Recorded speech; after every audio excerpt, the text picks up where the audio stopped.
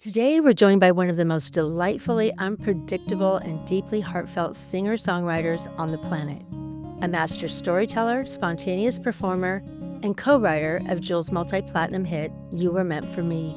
Steve Poltz has built a career on connection, humor, and raw authenticity.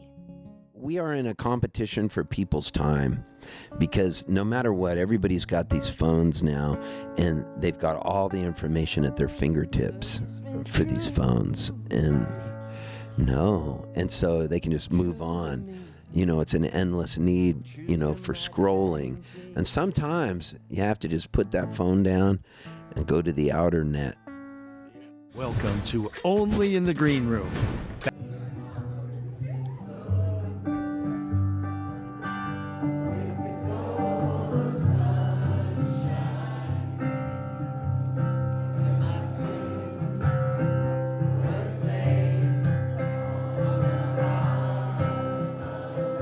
Steve Poltz, welcome to Only in the Green Room. Thank you so much for having me here.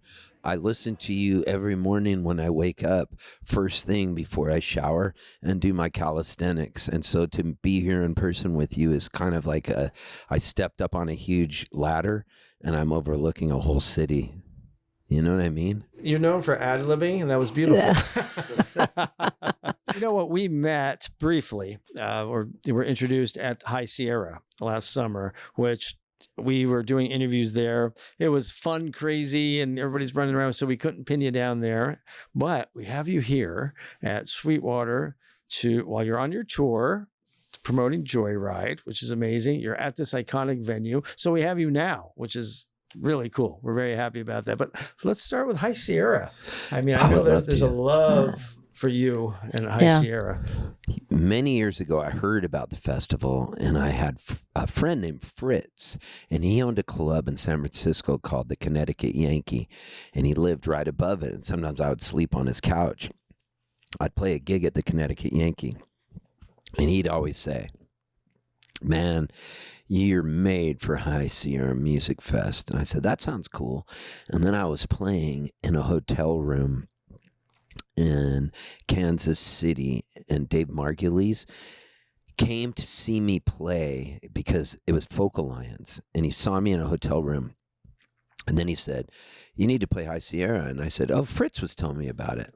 So I played it, and I instantly fell in love, and I came back every year, and it's just been, always know what I'm doing on 4th of July weekend, and I've only missed a couple now because there's another festival at the same time in Canada, but they always get mad because I always opt to do. Even though you're Canadian. High Sierra. Yeah, I'm a dual citizen. Dual citizens, yeah. It's High Sierra. So what is it that you love about it? What I love about High Sierra is, the feeling before a Grateful Dead show starts and everybody has this aura of anticipation about them, and everybody's kind of friendly, and they're walking by and hugging each other and smiling, and everybody just puts on their best self, for that show. High Sierra is like that for a whole weekend, where people just bring their party clothes and they suspend all disbelief. And there's such a family vibe, like everybody's there, and families have grown up going to it. And I've seen, kids that were little, like for instance, Dave Margulies' son, Kai. I mean, the guy's now building the website and making the app. He was just this little kid he would see running around. And you see that with so many kids, and then new generations start. It's something that can never die. It needs to go on for centuries and centuries. And it will always show up because the love is too strong in the whole family of High Sierra that it needs to keep going. It was in jeopardy too last year when we were there. In fact, it was a week prior. We didn't know if it was going to happen. So we asked everybody that we interviewed there to tell us, it's kind of like we're asking you, tell us about High Sierra, why it should keep going. Just because it's something I look forward to, like packing to go there, just the little things, and thinking, what do I want to bring? And you're envisioning, walking around and you're smiling at people, and somebody's like, "Hey, I want to make you a taco over at our campsite." Like, people are they bring their best selves there, and we can never give up on this festival ever, because this festival is also a work of art. And this festival has scraped its knees. It's gone through divorces. It's survived bad weather, fires, floods, everything that can happen. Almost going broke, rising again like a phoenix, having bands not show up due to weather, just all different kinds of things, the death of Roy, I loved Roy. Now he's gone, and I'll always remember riding in his golf cart with him, even at Delfest and stuff, and being a part of this whole family. And Rebecca and her daughters now playing mandolin, everybody continues on, and it is an ongoing process. But High Sierra this year, I have a feeling, is going to be one of the most special years. I just do, because of the new location and the fact it almost didn't make it and was on life support last year. Now it's getting its strength back. It's getting its legs back. And all these people are going to come together, and they want it to succeed. Anybody who shows up there is coming in good faith, with a little bit of trepidation, of course. New place, new phone, who dis, but it's going to work out. I would go to it this year because it's the inaugural event of High Sierra in their move. And that's something you don't want to miss. You do not want to miss the first time to be in such an epic venue, and there's so much more housing, all these hotels around, and let's face it, everybody's gotten a little bit older, and we grew up camping there in the heat, and I think the weather will be a bit nicer, and the accoms will definitely be better. And so why not get in on a ground floor opportunity? It would be like buying Apple back in the 80s. I love this. It sure is. I Oh my love God, it. I can't. I want to go now. Can I pack now? Yeah. That's how I feel. I love it too. As well, in the words of Andy Frasco, who we interviewed, long live High Sierra. I was just trying to remember that quote. That's what the he whole, said. I was like, what is Long that quote? live High Sierra. And that really stuck with us. Yeah, that's Andy's great. a good friend of mine. It was Yeah. just here. We have a song out right now that's me, Andy Frasco, Billy Strings, Mike Gordon from Fish, and Daniel Donato, 5 of us. And the song is called Life is Easy. Is that on the album? It's on an Andy Frasco album. Is it? Me Okay. and Andy wrote it. Really? Yeah, I saw that you Pretty did. much, And Vince Herman, right? Well, I was going to Me say, and Vince wrote one called Love a Little Yeah. Bigger. Right. so Vince is on this record. He's on that song, Love a Little Bigger. Yeah, on that song. And Life is Easy. It's almost a play on what you just told us, because it's not, right? Is that Andy came over to my house in East Nashville, and he said, what do you want to write about? And whenever anybody comes over to my house, I picture, what are we writing for? Like, let's write a song that would be a banger at a festival, or let's write a song that's going to make people cry, or let's make something that's make them feel. Yeah. Beautiful. Yeah, Boom, get some drop the stock mic on involved. the PSA. That Yeah. was awesome. Drop That the was mic awesome. on that one. Well, speaking of iconic venues, how about this place? Sweetwater Music Hall. How do you feel when you walk into this place? Is there any kind of vibe you get? This is my first time to play here. So you're catching me on the first time. I played in the old venue when I was in my band, the Rugburns, but I taught a songwriting workshop here for the Trombone Shorty Foundation, but it was in the middle of the day, but I've never played a show here, and I'm really excited. Does the venue like make a big difference? Like how you feel? Like how the Yeah, room you know, feel? they're all special. Every venue has its own little special thing, a vibe. And this one, you definitely feel the vibe. The sound check was great. The sound system's amazing. And we got Michael doing sound tonight, and that guy's tremendous. He's got really good There ears. is that Michael? No, No. no. That's Diane. And Diane's great. Diane. Yeah, You know, Diane. they treat you so good here. Diane was like, hey, can I bring your merch in? And she's going to be on the lookout in case I sell more albums. Right, Diane? Yeah. Yeah, That's she's right. on it. She She's on always top of does it. a little flyby. That's Yeah. Jason I know. Crosby does the flyby. She does the pop in. Yeah. So, Yeah. no, this club is iconic. There she is. Yeah. Which ones you do a pop in? Oh, hi. Hi. Oh, yeah. Hi. You know where the extra records are and CDs? They're in the car, right? Right, we got Yeah. it. Oh, you did? It's already all handled. Oh, my God. Oh, See see? what I mean? They treat you so good See here. what I mean? We're already on top of it. Yeah, Yeah. there's such cool people Want something here. to drink, And Steve? Can I get you yes, something? A beer or something, or a water? Or I don't drink alcohol. I'm a wharf rat.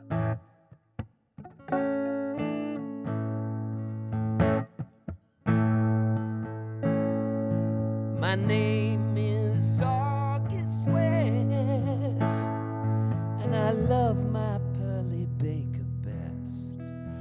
more than my wine.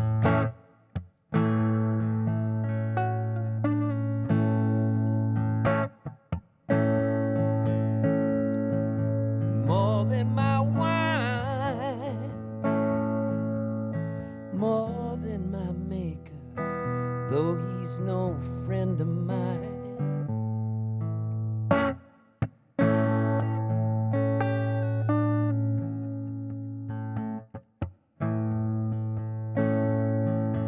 Everyone said I'd come to no good. I knew I would fully believe them.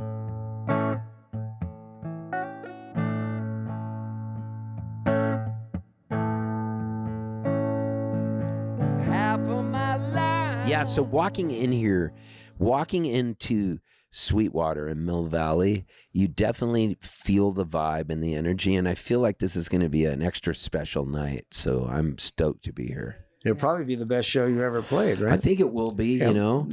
We don't want to get ahead of ourselves, but it could be, you know. Hey, did anybody buy the new vinyl record yet? You did? Do you have it on you? Could I see it real quick?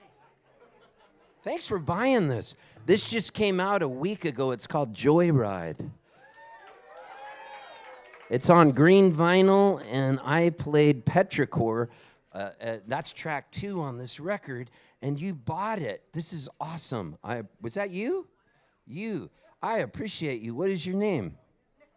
Nicole, thank you for purchasing this. I hope you find value with it. I also have it on CD, and I have T-shirts and stuff too, so thank you. You know what's cool is you bought it because I never asked to do Kickstarters or nothing, ever. And so when you buy it, it's like Insta Kickstarter, but you get the product. Yeah. So you have a really strong jawline and good features. You do. Thank you. Yeah. You have sort of like a Sybil Shepherd, Faye Dunaway thing going. Okay, well, thank you. All right, Yeah. there we go. She's going to be the new face of the podcast, Yeah. right? Yeah. Wow. Are there any of the... You've embarrassed her now. That's perfect. No, I like that. Father Ewing, if you're still around, we want to hear more. Maybe you could feel the power seeping out from under the doors at the Sweetwater in Mill Valley. Well, no, I want to ask you about the record a little bit. And, you know, you're an amazing musician. Thank you. Rumor has it. And so are you playing a little bit more? Yeah, the other night I played the whole record, which I normally never do, but this is how much I like this record. I play every song recently on this tour, and I normally will just play a couple. So a lot of songs off this album tonight. I don't know, because I never use a set list. I don't even know what I'm going to open with. Like, And we knew that. I just had to ask anyway. yeah, I've never written a set list in my life. I don't.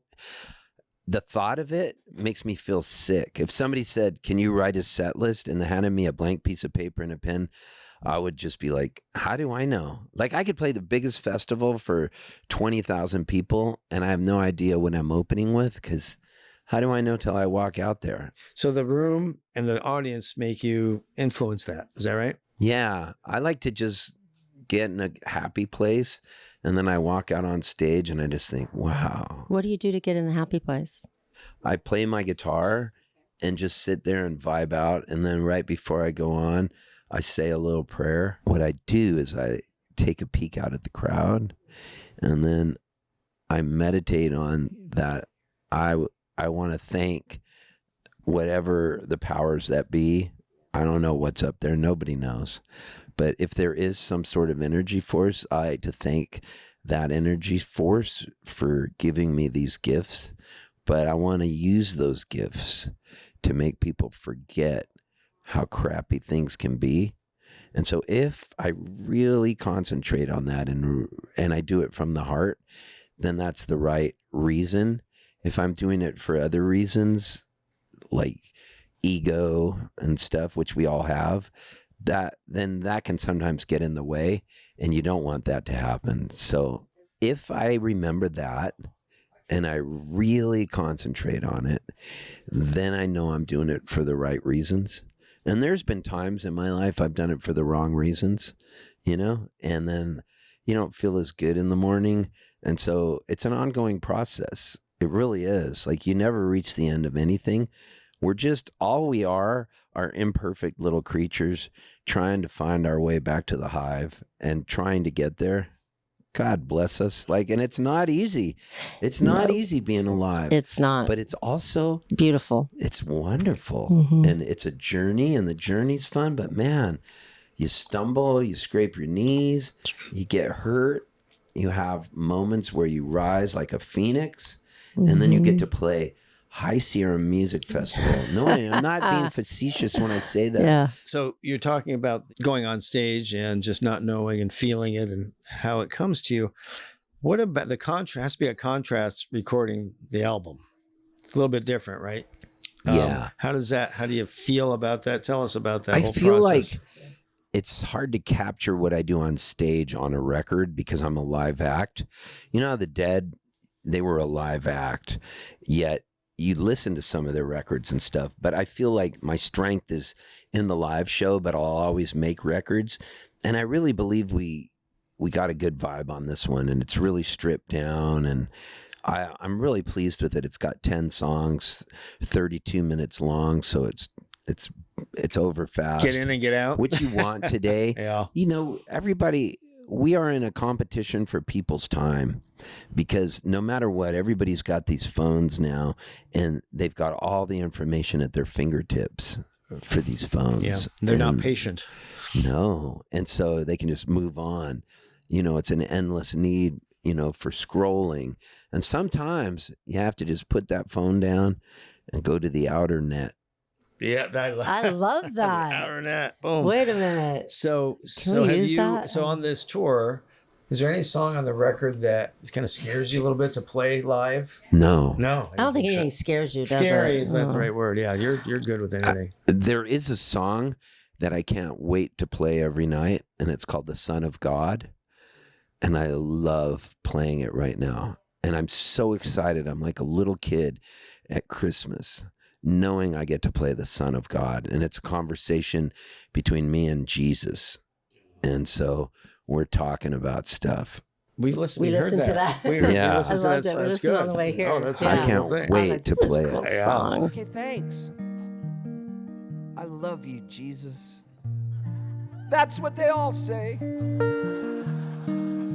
Except old Beelzebub, he just plays rock and roll down below with Chuck Berry.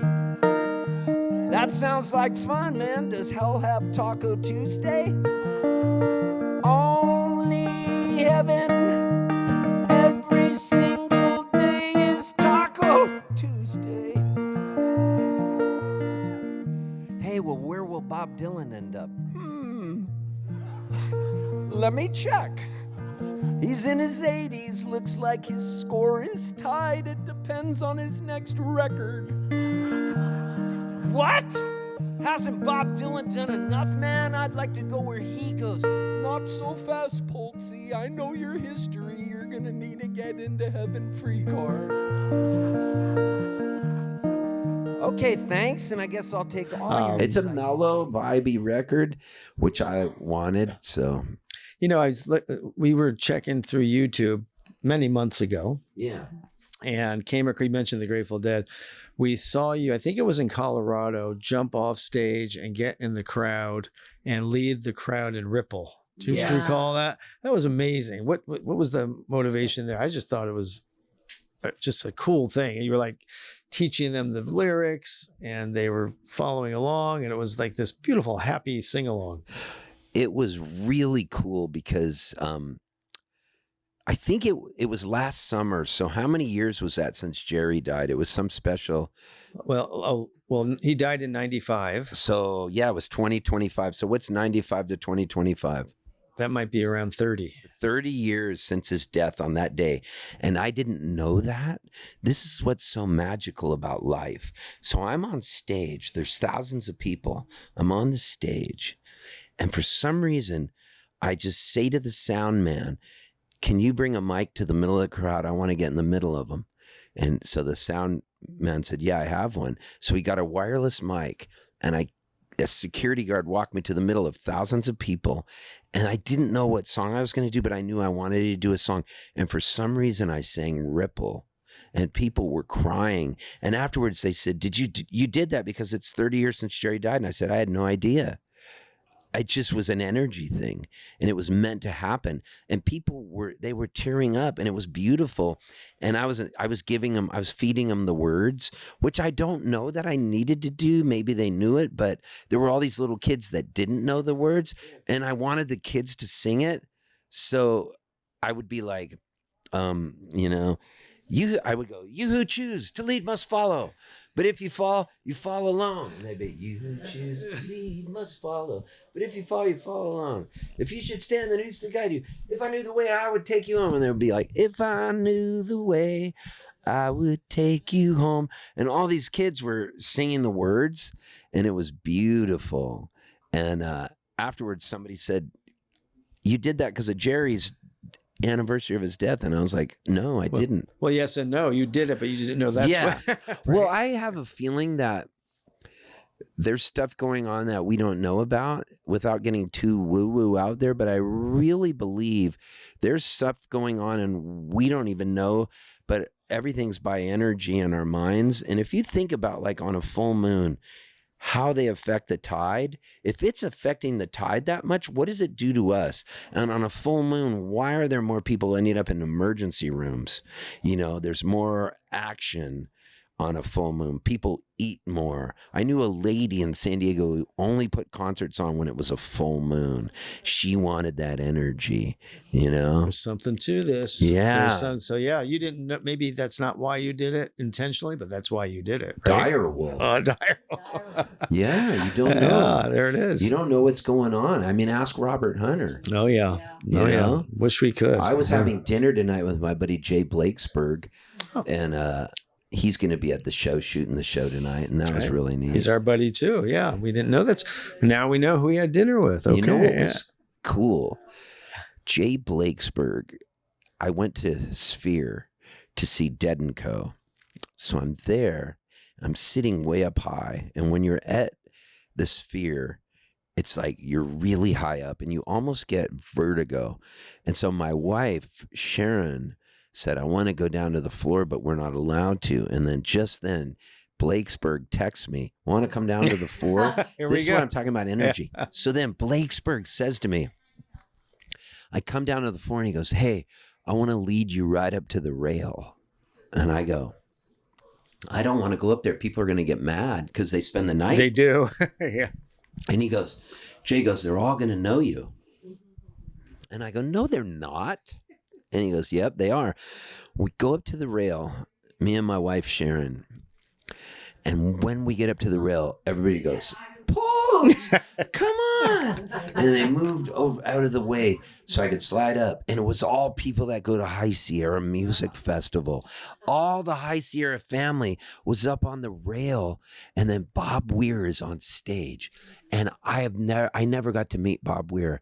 And he's on stage and he's singing. And I'm on the rail.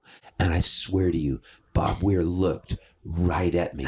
And he looked like an old man on the middle of a boat in the middle of a hurricane going, you're not going to get me off of this boat. I'm not ready to go. And his cheeks were sunken in with that beautiful bone structure he had and that look of wildness in his eyes and his silver hair just back and his Birkenstocks, and he's up there on stage and he was looking, I felt like he was looking right at me, and that's all I needed.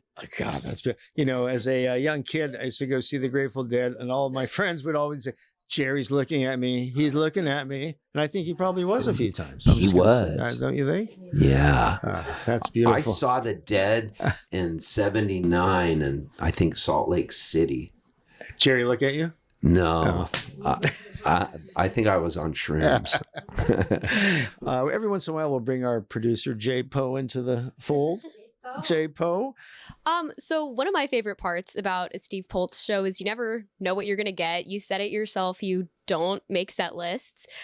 I love hearing those songs that you've written either on the spot or that morning or the day before. So I'm wondering what have been some of your sources of inspiration recently, like in the last week? Last night, it was a song about the sound man, and his name is Kyle. And he does the late night troubadour sessions at High Sierra Music Festival. Kyle, you know Kyle and Kelly. And Kyle was there, and I started singing a song about Kyle. And that was really fun. And then I think the night before, I made up a song about my travel there and what happened in the car without knowing it was going to happen. So every night, some spontaneous song. People tape the shows, so I don't know. Once it's done, they'll come up and say, remember when you made this song? And I have no idea. It's almost like I go into a blackout on stage. And I go out there and I'm just like, I like to have a lot of options and then see where it goes. And then I can never force a song to be written, but when I'm ready, the song just shows up. And if you're there, you can grab it right off of the vine. One of my favorites is at High Sierra, you had that song about the Trump-Musk breakup with John Craigie. And I saw you and him do that together. I think it was the first time you ever did it. And then you did it the next night, the next day at either his set or your set. And so I got to hear it a second time, which that's the magic of High Sierra, right? Yeah. So what happened was Trump and Elon were very close, and then they broke up.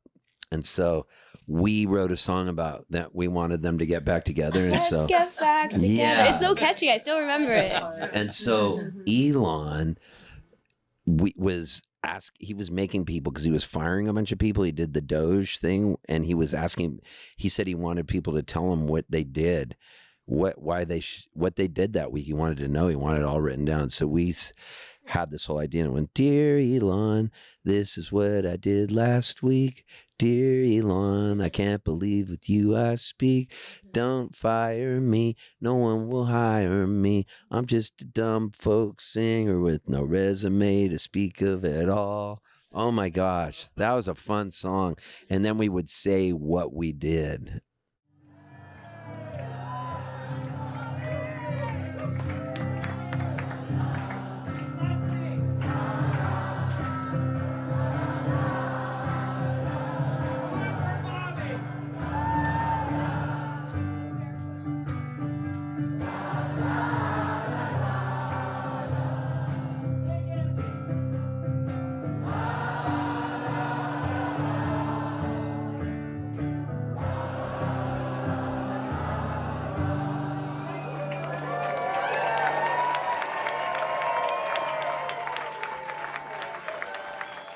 Thanks for joining us backstage. For more exclusive moments, check out Only in the Green Room on YouTube and all streaming platforms.